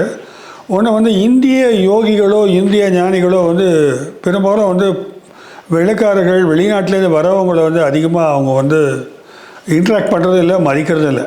இவனுக்கு என்ன தெரியும்னு இவங்க சொல்கிறதில்ல. மேலை நாடுகளிலிருந்து பணிக்காக வந்தாங்க பாருங்கள், அப்போ நிறைய பேர் இருந்தாங்க இல்லையா, அவங்க இவங்களை பார்த்தா ஒரு துச்சமாக மதிக்கிறது. ஐயா அழுக்கான ஆள் இவங்கெல்லாம் கொஞ்சம் கீழ்நிலையில் இருக்கிற ஆட்கள்ன்ட்டு ஒதுங்கி நிற்கிறது. அந்த ஹைரார்க்கியை அவங்க அதை மெயின்டைன் பண்ணாங்க.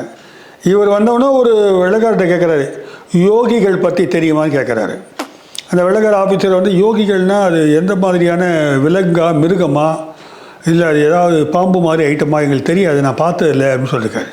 ஸோ அந்தளவுக்கு அறியாமை கொண்ட வெள்ளைக்காரெலாம் நிறைய பேர் இருந்திருக்கிறாங்க.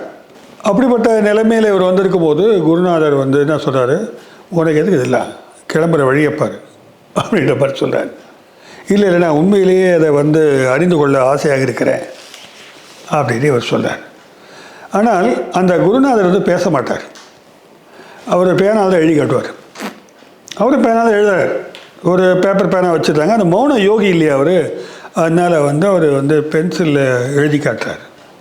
இதெல்லாம் பென்சிலில் குறிப்புகள் எழுதி அதை தமிழில் ஒருத்தர் படித்து ஆங்கிலத்தில் மொழிபெயர்ப்பு நடக்கிறது.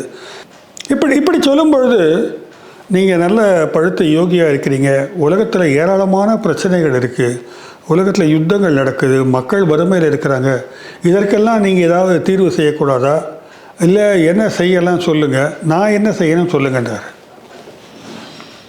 வழக்கமான இந்த யோகியினுடைய பதில் என்னவென்றால், உன்னை நீயே அறியாத பொழுது உலகத்தை பற்றி எப்படி புரிந்து கொண்டதாக நம்புகிறாய், நீ உலக பிரச்சனைகளுக்கு தீர்வு காண வேண்டும் என்றால் முதல்ல உன்னை நீ புரிந்து கொள்ள வேண்டும் அல்லவா அப்படின்னு கேட்குறாரு.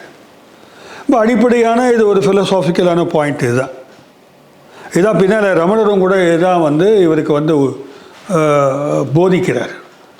உன்னை நீயே அறியாத போது உலகத்திற்கு என்ன செய்ய போகிறாய், you will create more confusion, நீ இன்னும் குழப்பத்தை தான் உருவாக்குவ, இதெல்லாம் உன்னை நீ அறிகிற வழியை முதல்ல பாரு அப்படின்னு இந்த குருநாதர் சொல்கிறார். அப்படி சொல்லும் பொழுது, இல்லைங்க எனக்குள்ளே நிறைய அறியாமையாக இருக்குது, அதுதான் கவலையாக இருக்குது, இந்த அறியாமையை போக்குவது எப்படி கேட்குறாரு. அவர் சொல்கிறாரு, எண்ணங்கள் மூலமாகத்தான் அறியாமை உண்டாது, எண்ணங்களில் தான் அறியாமையே இருக்குது. இந்த எண்ணங்களை அப்படியே எனக்கு அறியாதவன் நீ நினச்சனாக்க அது அப்படியே உன்னை கொண்டு போய் காட்டுக்குள்ளே இருக்கிற இருட்டு குகையில் தள்ளுற மாதிரி தள்ளிடும். எண்ணங்களை திருப்பி அறிவாண்மையின் மீது செலுத்துக, நம்பிக்கையோடு எனக்கு தெரியணும், நான் தெரிஞ்சுக்கிறேன் அப்படின்ற ஒரு நம்பிக்கையோடு அதை கண்ட்ரோல் பண்ணி நீங்கள் புல் பேக் பண்ணு.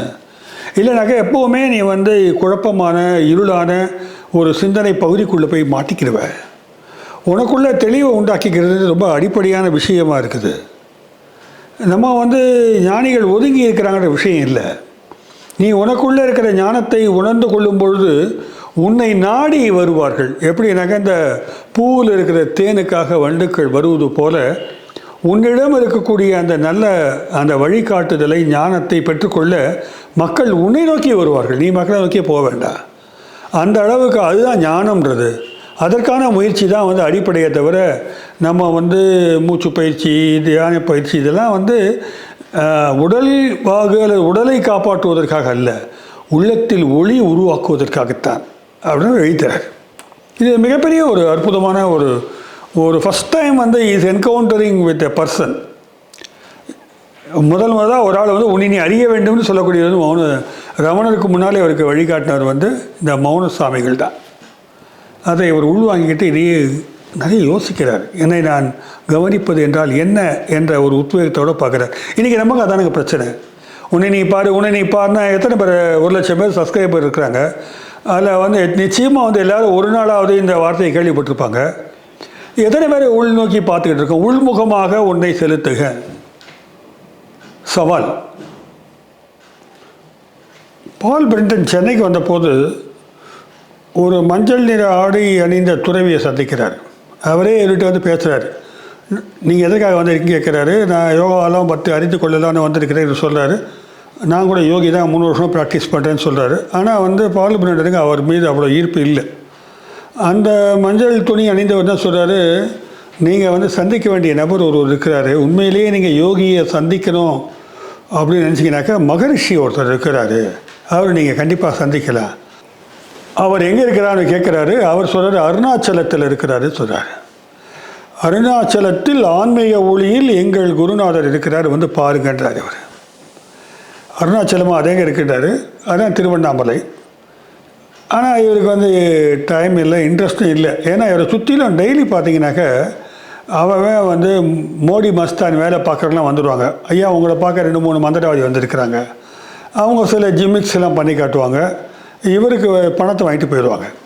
அதனால் இவருக்கு வந்து இந்த மாதிரி விஷயங்கள் யார் வந்து சொன்னாலும் ஏதோ ஒரு ஏமாற்றுவதற்காகத்தான் எல்லாம் சொல்கிறாங்கன்ற மாதிரி ஒரு சலிப்பு தட்டி விட்டது. இருந்தாலும் அடுத்து யாரை பார்க்குறதுன்னு பார்க்குறாரு. அந்த மௌன குருவை பார்த்தார் இல்லைங்களா. பிறகு இவருக்கு வெங்கட்ராமன் ஒரு நண்பர் கிடைக்கிறார். அவர் என்ன பண்ணுறாரு, இவர்கிட்ட சொல்கிறாரு, நீங்கள் வந்து எங்கள் குருநாதர் ஒருத்தர் இருக்கிறாரு, ஆனால் அவர் வந்து வழிகாட்டிலாம் இல்லை, அவர் மடத்தலைவர். அவர் வந்து சங்கராச்சாரியார் அவர் பேருன்றார்.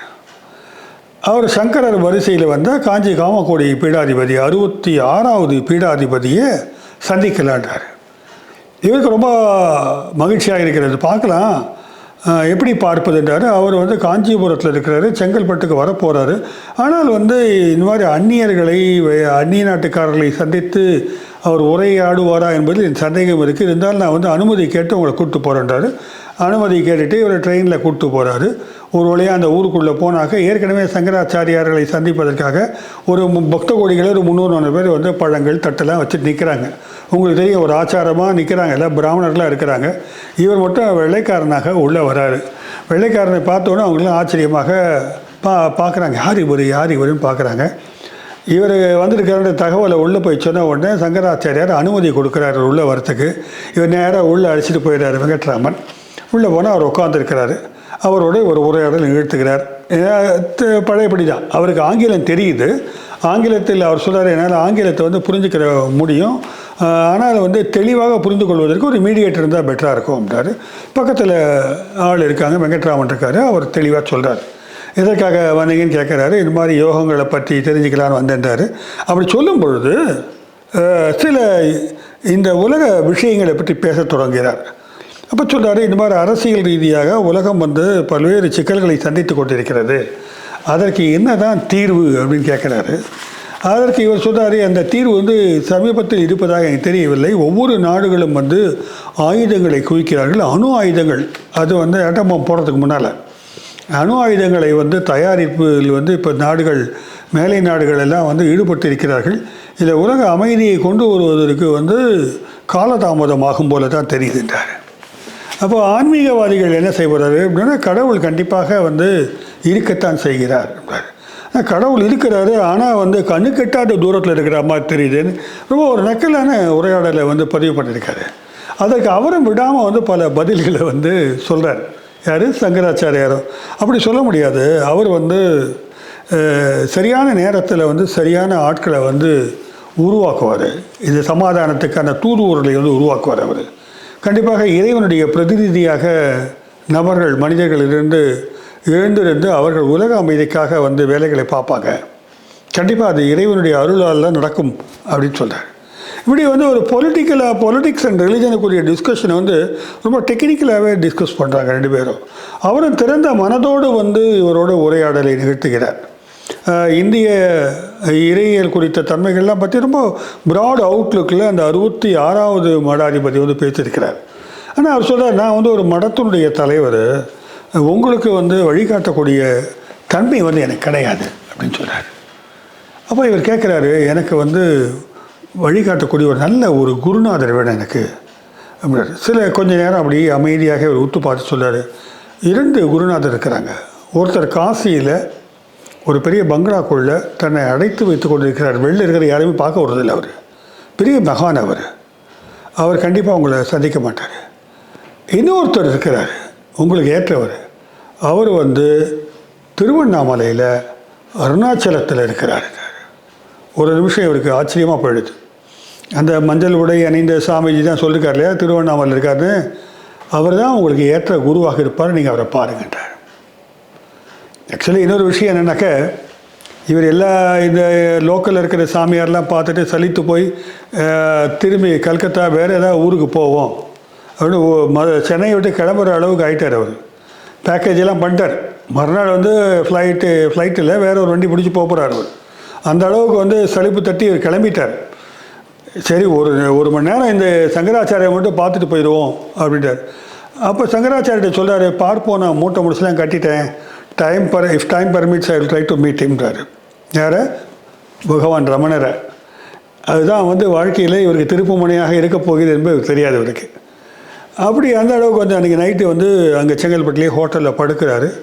படுத்தோன்னா இரவு வந்து இவருக்கு வந்து ஒரு மாதிரி உடம்பெல்லாம் வேறு மாதிரி ஆகுது. என்ன நடக்குதுன்னே புரியல இவருக்கு. ஒரு கண்ணை முழிச்சு பார்க்குறாரு. கனவா நிஜமான்னு தெரியல. ஒரு உருவம் தட்டுப்படுகிறது காவி உடையோட. பார்த்தா காலில் பார்த்துட்டு வந்த சங்கராச்சாரியார் தான். சங்கராச்சாரியர் பக்கத்தில் நிற்கிறார். பிரெண்டன், நீங்கள் வந்து நேரத்தை வேஸ்ட் பண்ணாமல் கண்டிப்பாக ரமணரை போய் அருணாச்சலத்தில் பாருங்கன்னு சொல்கிறார். இப்படி குரலை சொல்லிவிட்டு அவர் வெளியில் போயிடுறார்.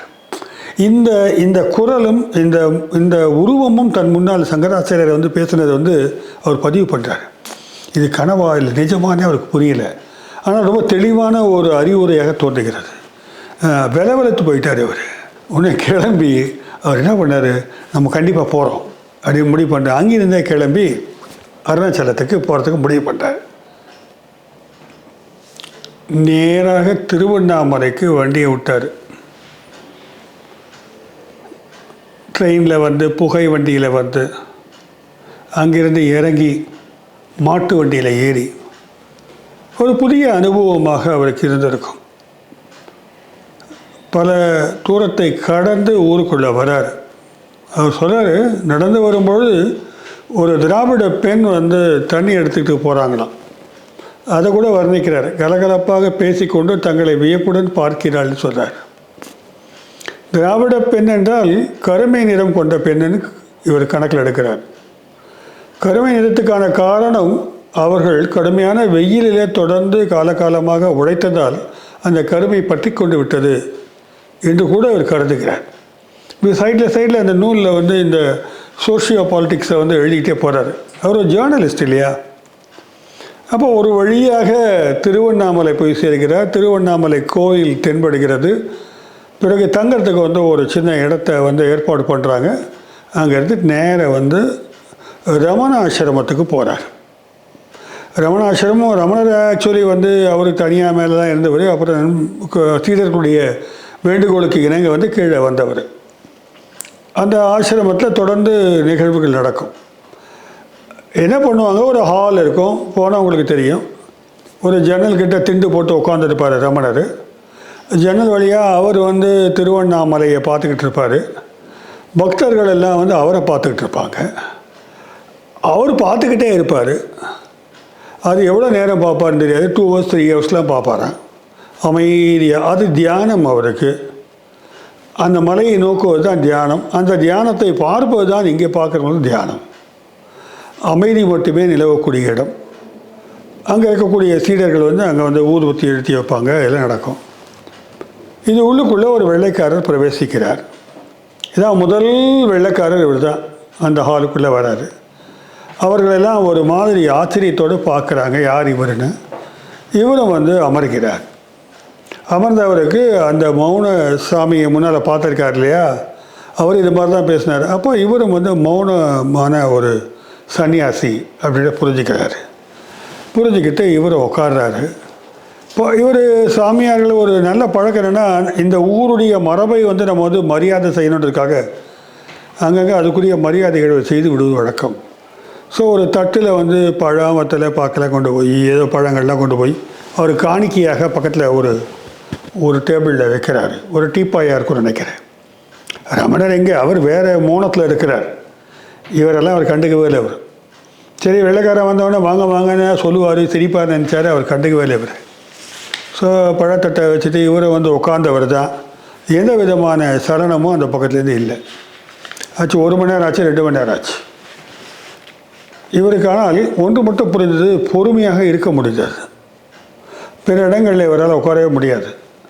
ஒரு விதமான மலர்கள் எப்படி மனத்தை பரப்புகிறதோ அதே போல் ரமணர் வந்து தன்னுடைய மௌனமான தியானத்தின் மூலமாக ஆன்மீக சக்தியை பரப்புகிறாரோ என்று நான் நினைத்தேன் அப்படின்றார்.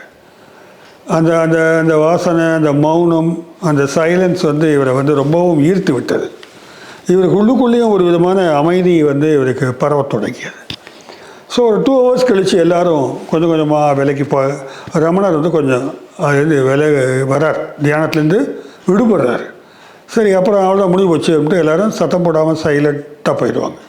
நீங்கள் இதில் பார்த்துருப்பீங்க, இதை பாண்டிச்சேரியில் கூட அரவிந்தர் சமாதி முன்னால் மௌனமாக தியானத்தில் இருப்பாங்க. அப்புறம் அவங்க எந்தவித சப்தமும் எழுப்பாமல் நகர்ந்து போயிடுவாங்க.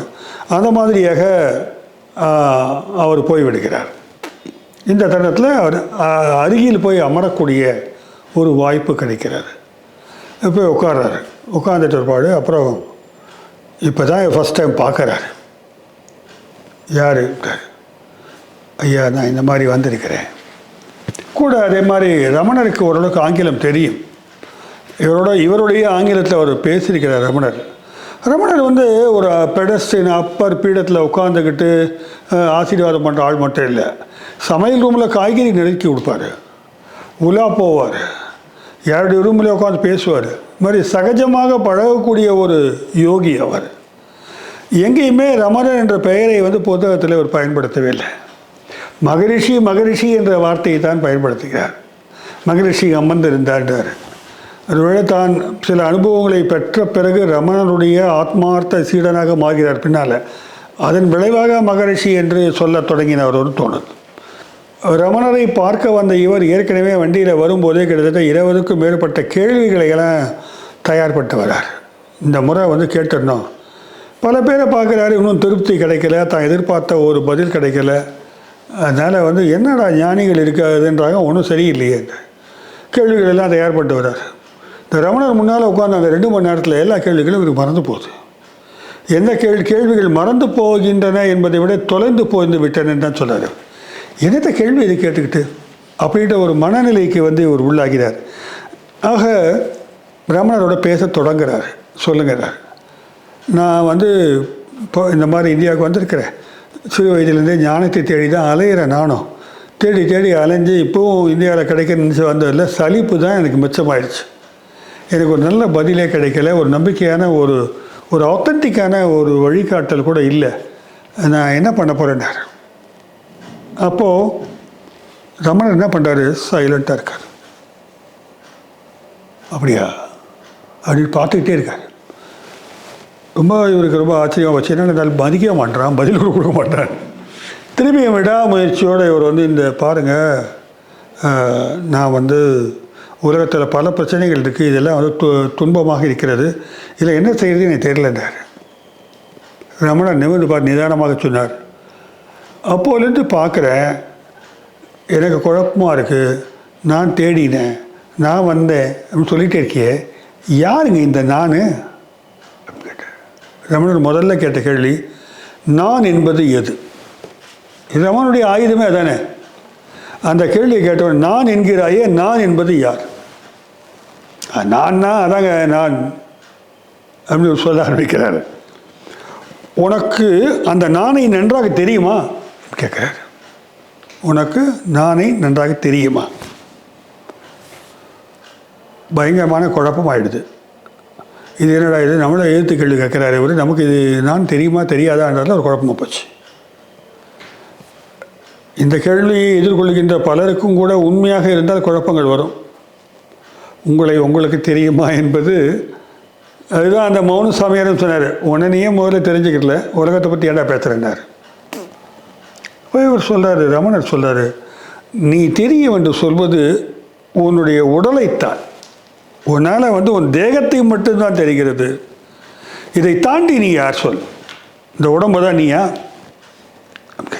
ரமனுடைய இந்த உரையாடல்கள்லாம் ரொம்ப பாப்புலரானவை. இந்த உடல் தான் நீயா, இதை தாண்டி நீ யாருன்னு கேட்குறாரு. குழப்பம், நான் அதை தாண்டி யார்? நமக்கே குழப்பம். அவர் பாவம் இப்போ தான் வந்திருக்கிறார், தெரிலங்க அப்படின்னு தலையை அசைக்கிறார். நான் எது என்பதை முதலில் அறிந்து கொள், பிறகு கேள்விகளை கேட்கலாம். ஐயோ, இது எப்படி தெரிஞ்சுக்கிறது கேட்குறாரு. ஒரு 4-5 சீடர்கள் வேற பார்த்துட்டே இருக்கிறாங்க. என்னடா ரமணர்கிட்ட எவ்வளோ போல்டாக கேட்குறாருன்னு. உன் மனதை உள்முகப்படுத்து, உள்நோக்கி உன்னை நீ பார்த்து கொண்டே இரு, அப்பொழுது உனக்கு அதுக்கு பதில் கிடைக்கின்றார். உள்முகப்படுத்துவது என்றால் அதற்கு ஒரு முறை இருக்கிறதாடாரு, அதுக்கு வழி இருக்குது. அதுக்கு சீரான தியானம் தேவைப்படுகிறது. ரமணர் சொல்கிறாங்க அப்படி எழுதுறாரு, சீரான தியானம் செய்ய வேண்டும். இந்த சீரான தியானம் செய்வதற்கு எனக்கு யார் வழிகாட்டுவார்கள்? நல்லது, ஒரு குருநாதர் தேவையா அப்படின்னு கேட்குறாரு. அவர் சொல்கிறார், தேவைப்படலாம். ஒரு வெடி மருந்து பத்துன்னு வெடிச்சிடும். சிலது என்னதான் நெருப்பு வச்சாலும் பற்றிக்காது. இது அவரவர்களுடைய குணம், தன்மை, தேவைகளை பொறுத்த விஷயம். இது குருநாதர் இருந்தால் நல்லா தான் இருக்கும் அப்படின்னு அவர் சொல்கிறார். முன்னால் வருங்காலத்தில் நான் இந்த குருநாதரை கண்டுபிடித்து அப்படின்னு ஆரம்பிக்கிறார். வருங்காலம் வருங்காலம் வருங்காலம், வருங்காலத்தை பற்றி கற்பனை செய்தே உன்னையே நீ ஏன் குழப்பிக்கொள்கிறாய்? இந்த நிகழ்காலத்தை கவனிட்டார். இல்லை பாருங்க, அப்படி புத்திஸ்ட் டென்ஷோ வந்துடுது. உன்னை நீ உத்து கவனி. சரிங்க. அப்போது ரமணர் கூடுதலாக கேட்குறாரு, உங்கள் தங்கத்தில் வசதி இருக்கா, சாப்பாடெல்லாம் இங்கே என்ன இல்லை நான் ஏற்பாடு பண்ணிக்கிட்டேங்க. இன்னும் ஒரு அக்கறையும் அவர் காட்டியிருக்கிறார். ஸோ அந்த அளவில் சரிங்க நம்ம மீண்டும் வருகிறேன்ட்டு இவர் அந்த இடத்த விட்டு கிளம்புறாரு. இதில் ஒரு விஷயம் என்னென்னா, கொஞ்ச நாள் இங்கே தங்கலான்ற ஐடியாவே அவருக்கு வந்துடுது. மறுநாள் ஊருக்கு போகணுன்னு நினச்சவர், இல்லை இங்கே தங்குவோம், இவர் மேலே நம்ம நம்பிக்கை இருக்குன்னு தங்க ஆரம்பிக்கிறார். தனக்காக ஏற்படுத்தி கொண்டது சிறிய அறையில் போய் இவர் தங்கிட்டு, பிறகு கோயிலெலாம் போகிறாரு. மறுநாள் போயிட்டு வர்றாரு, கோயிலை பற்றியெல்லாம் விவரிக்கிறார். மறுநாள் மாலை பொழுதில் இதே மாதிரி தியான கூடல், ஊர்வத்தி எரிகிறது, அமைதி எங்கும் தவழ்ந்து கிடக்கிறது, அமானுஷ்யமான அமைதி என்று குறிப்பிடுகிறார். உட்கார்ந்துருக்கிறாங்க எல்லாரும். இவர் உட்கார்ந்துருக்கிறாரு. ரமணரை உற்று நோக்குகிறார் இவர்.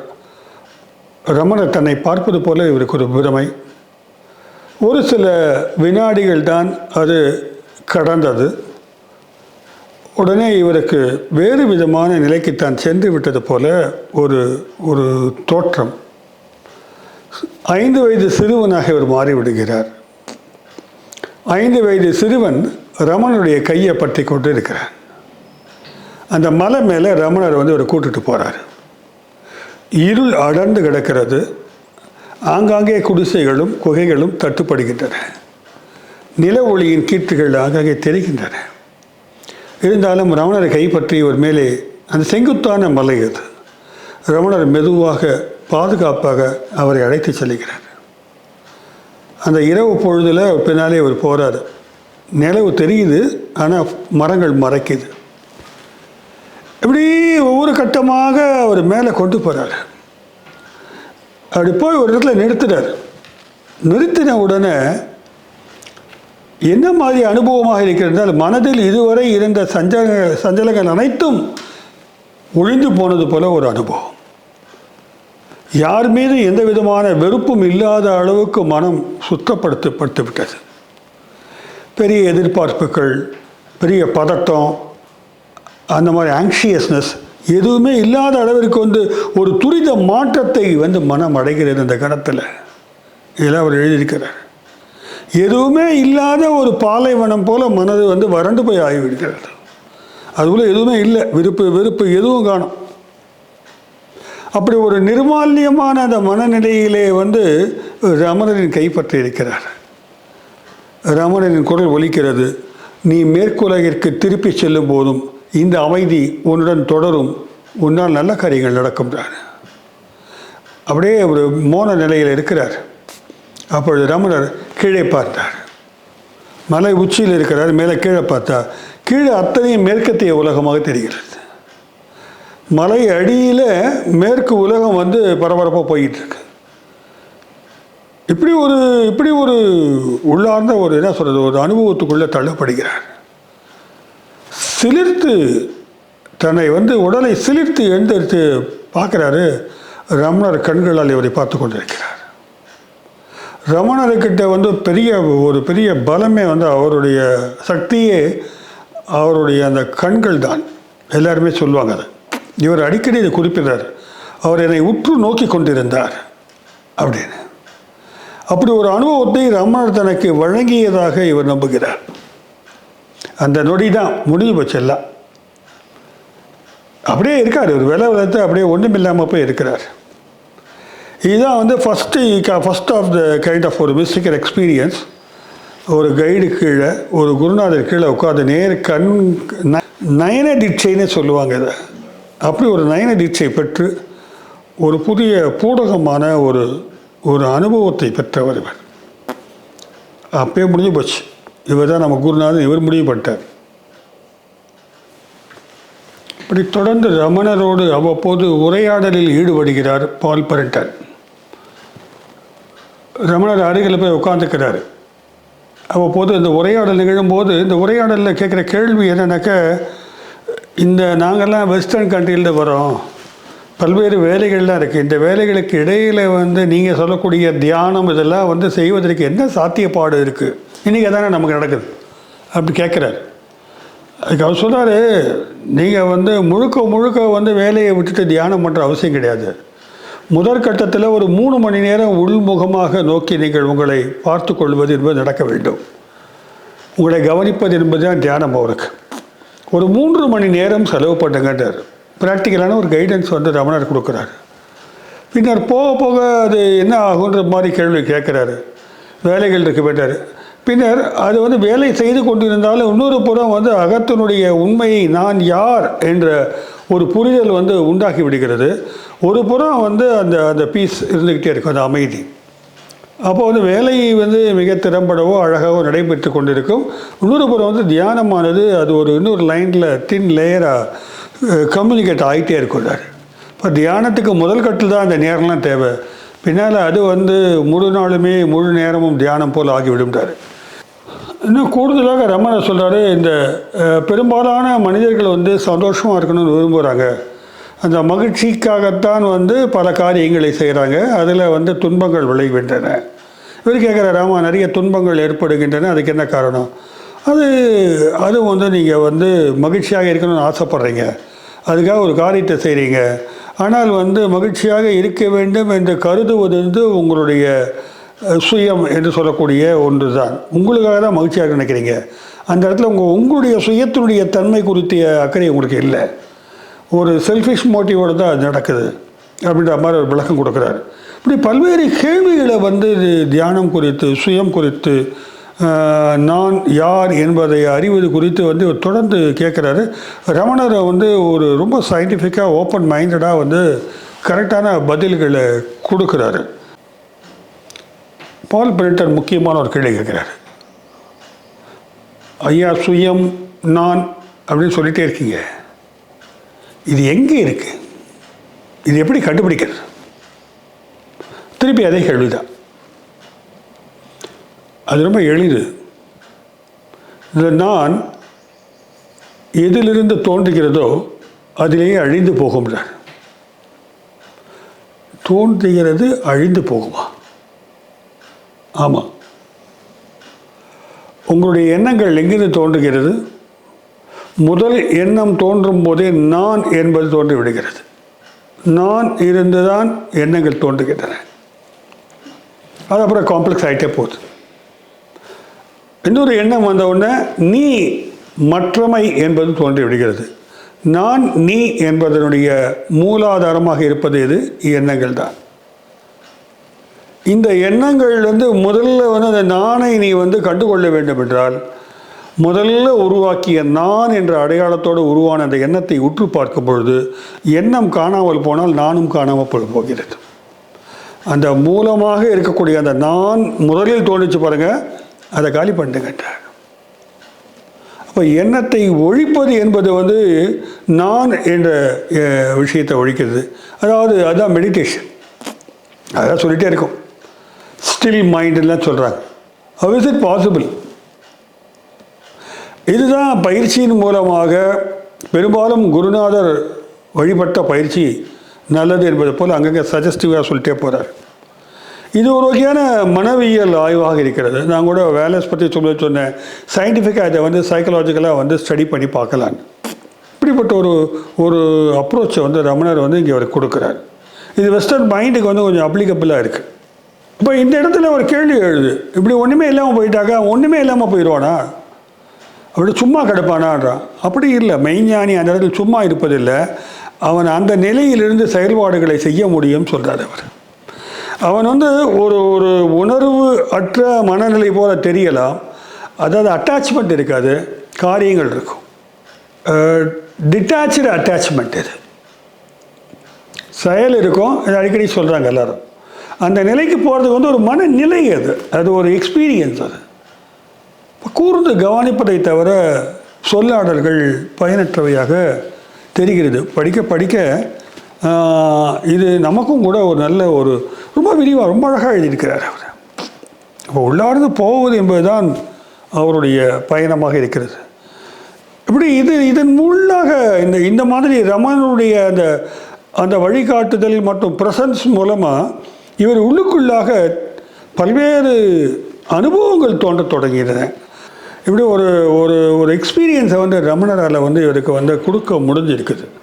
அதனால தான் இவர் அவர் மேலே ஏராளமான பற்று கொண்ட சீடனாக மாறிவிடுகிறார்.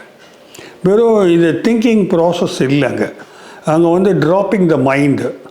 அவர் ரமணருடைய அந்த தீட்சை மூலமாக அந்த மனமானது கீழே விழுறது அப்படின்றத அவர் சொல்கிறார்.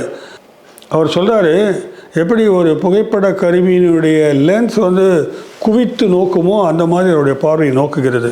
அப்பொழுது நாம் ஒன்றுமில்லாமல் போகிறோம். பல்வேறு விதமான சந்தேகங்களை எழுப்பி கொண்டிருந்த பால் பிரெண்டனுக்கு என்ன நடக்குதுனாக்கா, ரமணருடைய முன்னிலையில் அமர்ந்திருக்கும்போது அவருடைய மனம் செயலற்று போகிறது. மன நாசம் அடைகிறது. எதை ஒழிக்க வேண்டும் என்று ரமணர் குறிப்பிட்டு வந்தாரோ அந்த அனுபவத்தை இவர் பெறுகிறார். அதனால தான் ரமணரை மகரிஷி என்று இவர் ஏற்றுக்கொள்கிறார். இந்த ஆன்மா குறித்த தேடல் அப்படின்னு வரும்பொழுது ரமணர் சொன்னது உள்முகமாக ஒன்று நீ பார்க்கணுன்றது தான். இந்த உள்ளுக்குள்ளே பார்க்கும்போது ஒரு சலனமற்ற அமைதியை ஒரு சமயத்தில் அவர் என்கவுண்டர் பண்ணார். எல்லா விதமான விஷயங்களும் அடங்கி ஒரு சலனம் இல்லாத அமைதி வருகிறதா சொல்கிறார்.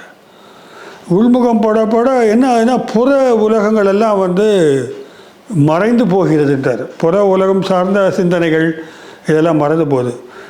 அலைகள் போல் அடித்து கொண்டிருந்த சிந்தனைகளெல்லாம் அப்படியே கொஞ்சம் கொஞ்சமாக குறைஞ்சி போகுதுன்றார்.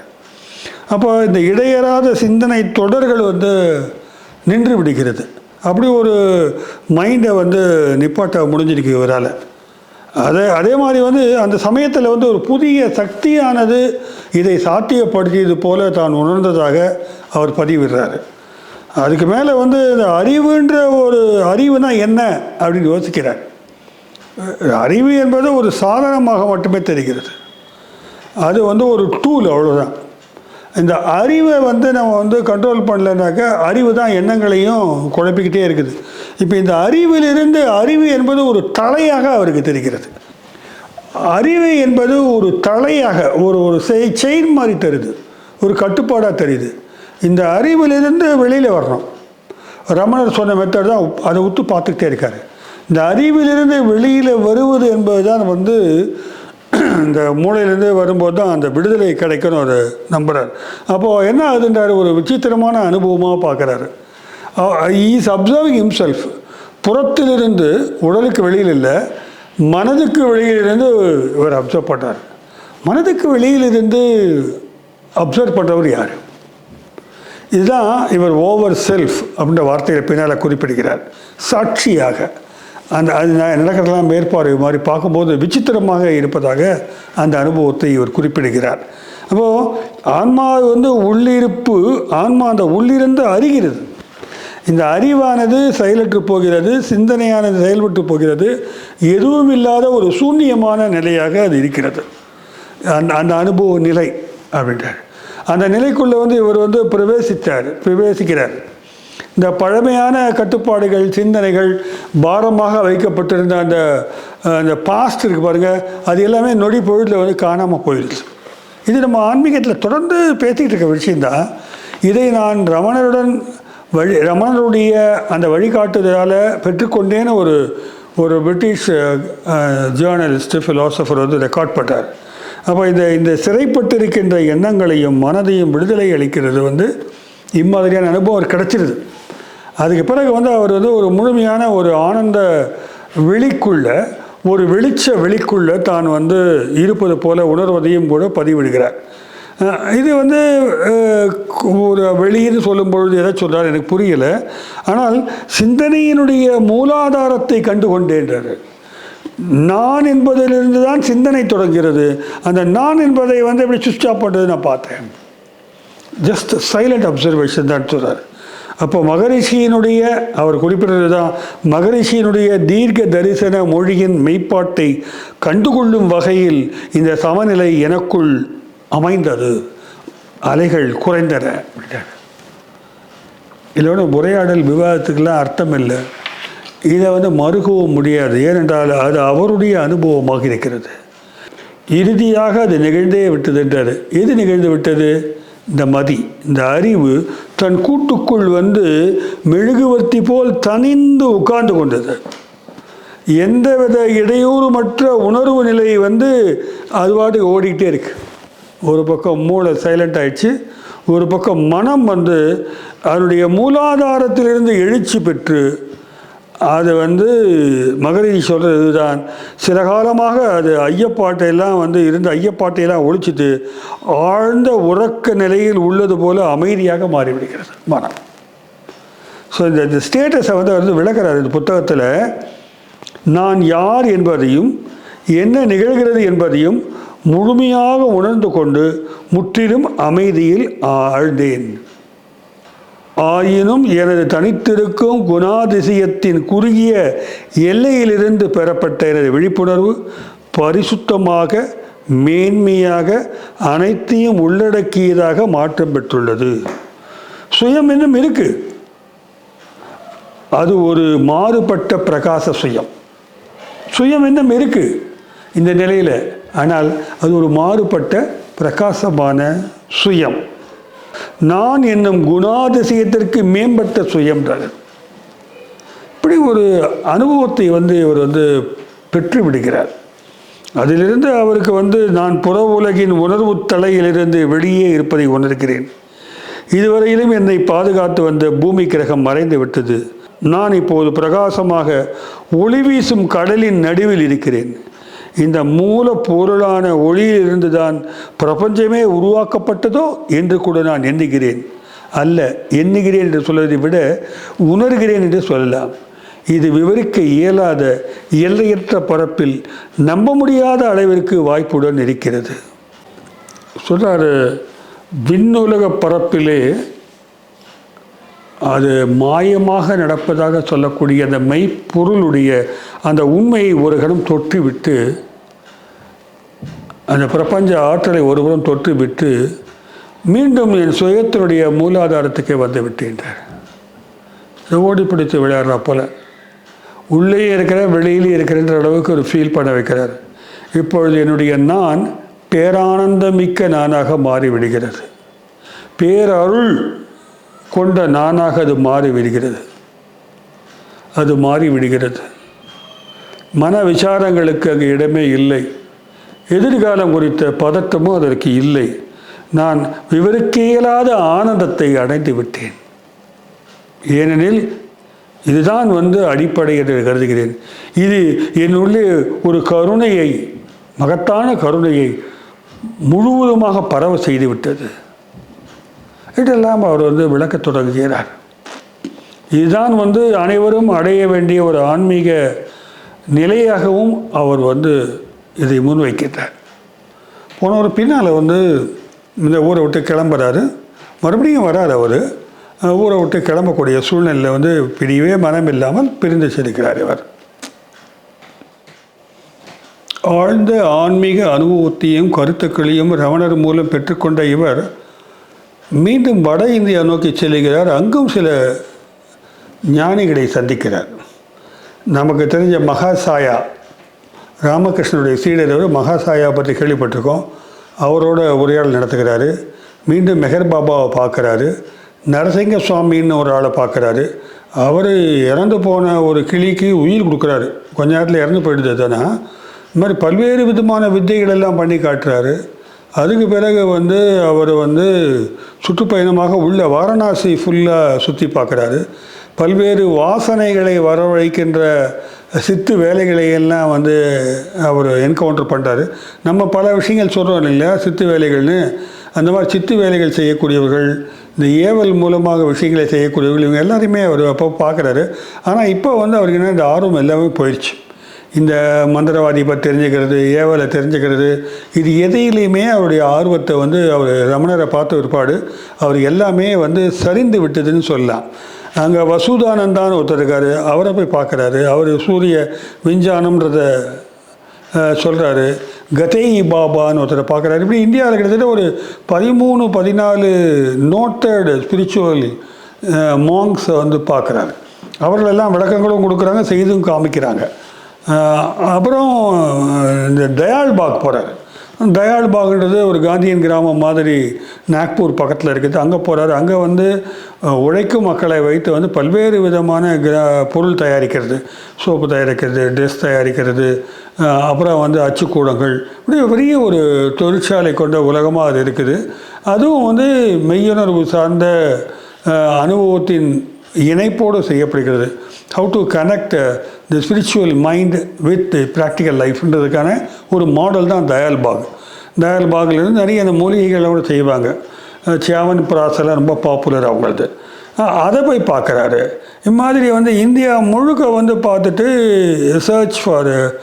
Search in secret இந்தியான்ற book எழுதுகிறாரு. இந்த திரும்பி மீண்டும் ரமணரை இவர் சந்திக்கின்றார். ரமணரை சந்திக்கும்போது கூடுதலான உணர்வாக்கங்கள் பெறப்படுகின்றன. இதே கண்டென்ட் தான், நோ தை செல்ஃப் தான். அதை பேஸ் பண்ணி அப்புறம் திரும்ப அவர் லண்டனுக்கு போகிறாரு. இந்த புக்கு எழுதுகிறார். இந்த book search in secret India பிரபலமாக பரவாக போகுது. அமெரிக்காவில், லண்டனில், யூரோப்பில் மிக அதிகமாக பரவலாக விற்பனையாவது மட்டுமல்ல, அதெல்லாம் ஈர்க்கப்பட்டவர்கள் நேரடியாக ரமணரை பார்க்க குவிய தொடங்கி விட்டார்கள். இந்தியாவை நோக்கி ஆன்மீகவாதிகளை தரிசிப்பதற்காக நிறைய வெள்ளைக்காரலாம் வர தொடங்கிறாங்க. இதற்கிடையில் இவர் ஓவர் செல்ஃப் அப்படின்ற ஒரு கான்செப்டை டெவலப் பண்ணி, அதாவது நாம் உற்று நோக்கி கொண்டே இருக்கும்போது காணாமல் போன அந்த செல்ஃபை கவனிப்பது யாருன்னு கேட்டால் ஒரு விட்னஸ், ஒரு சாட்சி பூதமாக எப்படி இந்த சுயம் இருக்கிறது என்பதை வைத்து ரமணர் நோ தை செல்ஃப்ன்ட்டார்.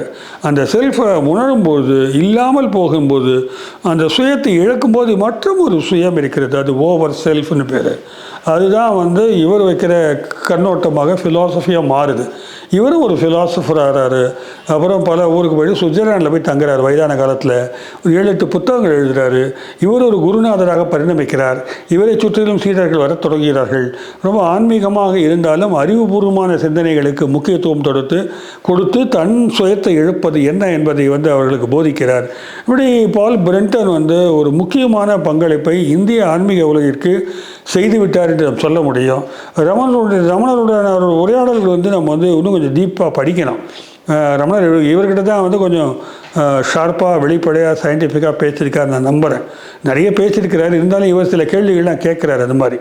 அதனால் பால் பிரெண்டனுடைய அந்த விளக்கங்கள்லாம் கொடுக்கணுன்னா அது ஒரு 2 மணி நேரம் ஆகும் அந்த காணொளி. இந்த புத்தகத்தை நீங்கள் வாங்கி படிக்கலாம். ஏன்னா மகாசாயியோட என்ன பேசுகிறான்றலாம் மிக முக்கியமான பதிவு போல தெரிகிறது. அந்த காலத்து மகான்களோடு அப்படியே ட்ராவல் பண்ணியிருக்கிறார். அது பெரிய ஒரு ரொம்ப சந்தோஷமான விஷயந்தான் இல்லைங்களா? அந்த காலகட்டத்தில் அவர் எல்லாருமே இருந்திருக்கார் பாருங்கள். அத்தனை பேரையும் சந்தித்து இருக்கிறாருன்றது முக்கியமான விஷயம். இந்த நூலை உங்களுக்கு வாய்ப்பு கிடைத்தால் நீங்களும் பாருங்கள். நிச்சயமாக இந்த காணொளி உங்களுக்கு பயனுள்ளதாக இருந்திருக்க நம்புகிறேன். மீண்டும் சந்திப்போம். நன்றி.